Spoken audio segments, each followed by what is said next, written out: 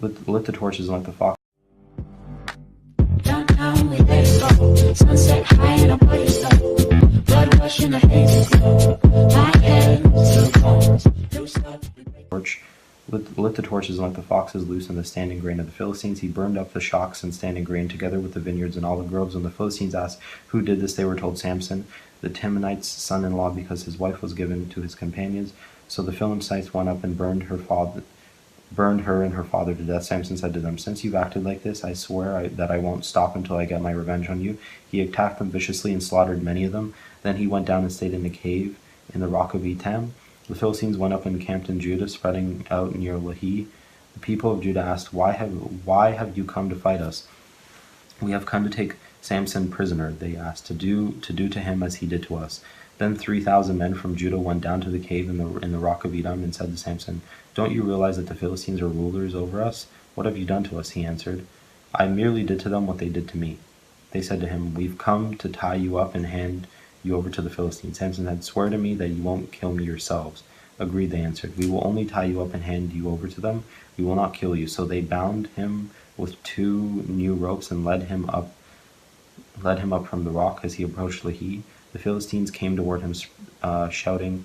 The Spirit of the Lord came powerfully upon him. The ropes of his arm became like charred flax, and the bindings dropped from his hands. Finding a fresh jawbone of a donkey, he grabbed it and struck down 1,000 men. Then Samson said, with a donkey's jawbone I have made donkeys of them. With a donkey's jawbone I have killed 1,000 men. When he finished speaking, he threw away the jawbone, and the place was called Ramoth Lehi.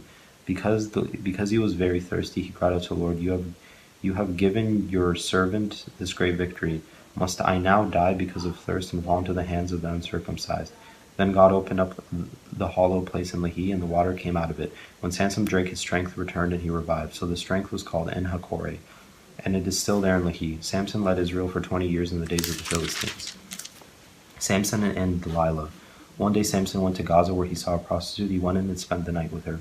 The people of Gaza were told, "Samson is here." So they surrounded the place and lay in wait for him all night at the city gate. They made no move during the night, saying, "At dawn we'll kill him." But Samson lay there only until the middle of the night. Then he got up and took hold of the doors of the city gate, together with the 2 posts, and tore them loose, bar and all. He lifted them to the top of his shoulders and carried them to the top of the hill that faces Hebron. Sometimes later he fell in love with a woman in the valley of Sorek, whose name was Delilah. The rulers of the Philistines went to her and said, "See if you can lure him into showing you the secret of his great strength and how we can overpower him so that we may tie him up and subdue him. Each one of us will give you 1,100 shekels of silver." So Delilah said to Samson, "Tell me the secret of your great strength and how you can be tied up and subdued." Samson answered, "If anyone ties me with 7 fresh bowstrings that have not been dried, I'll become as weak as any other man." Then the rulers of the Philistines brought her 7 fresh bowstrings that have not been dried, and she tied him with them. With men hidden in the room, she called to him, "Samson, the Philistines are upon you."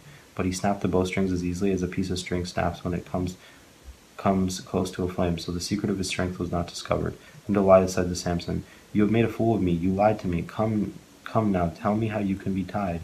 He said, "If anyone ties me unsecurely with new ropes that have never been used, I'll become as weak as any other man." So Delilah took new ropes and tied him with them. Then, with men hidden in the room, she called to him, "Samson, the Philistines are upon you."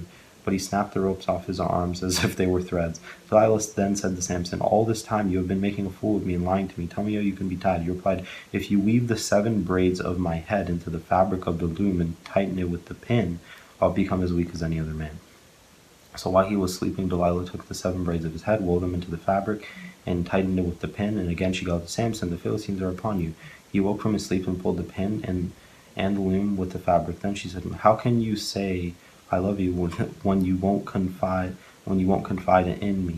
This is the 3rd time you have made a fool of me and haven't told me the secret of your great strength." With such nagging, she prodded him day after day until he was sick of death of it. So he told her everything. "No razor has ever been used on my head," he said, because I have been a Nazarite dedicated to God from my mother's womb. If my head were shaved, my strength would leave me, and I would become as weak as any other man. When Delilah saw that he had told her everything, she sent word to the rulers of the Philistines, "Come back once more. He has told me everything." So the rulers of the Philistines returned with the silver in their hands. After putting him to sleep on her lap, she called for someone to shave off the 7 braids of his hair, and so began to subdue. and his strength left him. Then she called, Simone, the Philistines are upon you. He woke from his sleep and thought, I'll go out as before and shake myself free. But he did not know that the Lord had left him. Then the Philistines seized him, gouged out his eyes, and took him down to Gaza. Binding him with bronze shackles, they set him to grinding grain in the prison, but the hair on his head began to grow again after it had been shaved. The death of Samson. Now the rulers of Philistines assembled to offer a great sacrifice to Dagon their god, and celebrate, saying, Our God has delivered Samson, our enemy, into our hands. When the people saw him, they praised their God, saying, Our God has delivered our enemy into our hand, the one who laid waste our land and multiplied our slain. While they were in high spirits, they shouted, Bring out Samson to entertain us. So they called Samson out of the prison, and they performed for them. When they stood him among the pillars, Samson said to the servant who held his hand, Put me where I can feel the pillars that support the temple, so that I may lean against them. So the temple was crowded with men and women. All the rulers of the Philistines were there, and on the roof were about 3,000 men and women watching Samson perform. And then Samson prayed to the Lord, Sovereign Lord, remember me, please God, strengthen me just once more, and let me with one blow revenge on the Philistines for my 2 eyes. Then Samson reached toward the 2 central pillars on which the temple stood, bracing himself against them, his right hand on the one and his left hand on the other. Samson said, Let me die with the Philistines. Then he pushed with all of his might, and down came the temple on the rulers and all the people in it. Thus he killed many more when he died than when he lived. Then his brothers and his fathers and whole family went down to get him. They brought him back and buried him between Zorah and Eshtaol in the womb of Manoah. His father, he had led Israel 20 years. Micah's idols. Now a man named Micah from the hill country of Ephraim said to his mother that the 1,100 shekels of silver that were taken from you and about which I heard you utter a curse, I have the silver with me. I took it. Then his mother said, The Lord bless you, my son. When he returned the 1,100 shekels of silver to his mother, he said, I solemnly consecrate my silver to the Lord, for my son will take an image overlaid with silver, I will give it back to you. So after he returned the silver to his mother, she took 200 shekels of silver and gave them to a silversmith, who used them to make the idol, and it was put in Micah's house. Now this man Micah had a shrine, and he made an ephod and some household gods, and installed one of his sons as his priest. In those days Israel had no king, everyone did as they saw fit.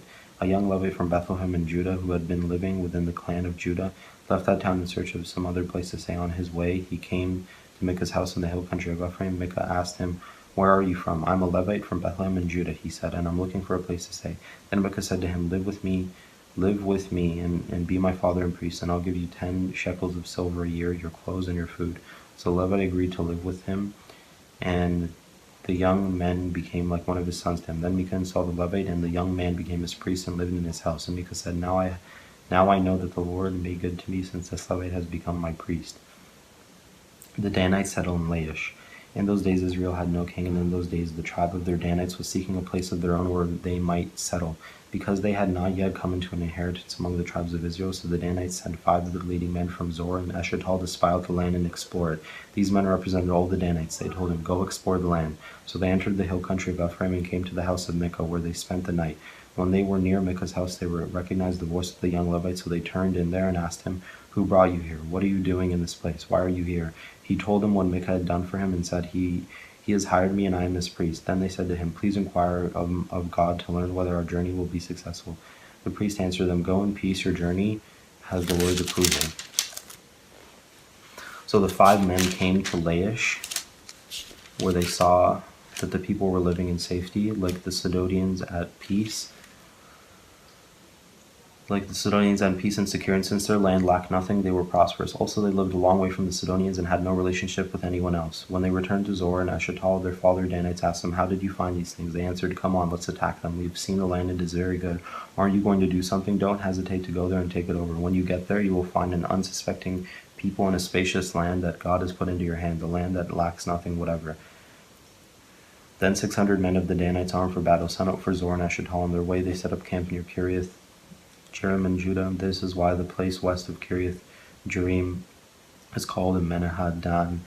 To this day from there they went on to the hill country of Ephraim and came to Micah's house. Then the 5 men who had spied out the land of Laish said to their fellow Danites, Do you know that one of these houses has an ephod, some household gods, and an image overlaid with silver? Now you know what to do. So they turned in there and went to the house of the young Levite at Micah's place and greeted him.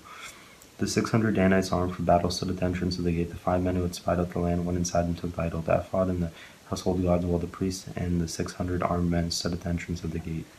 When the 5 men went into Micah's house and took the idol, the ephod, and the household gods, the priest said to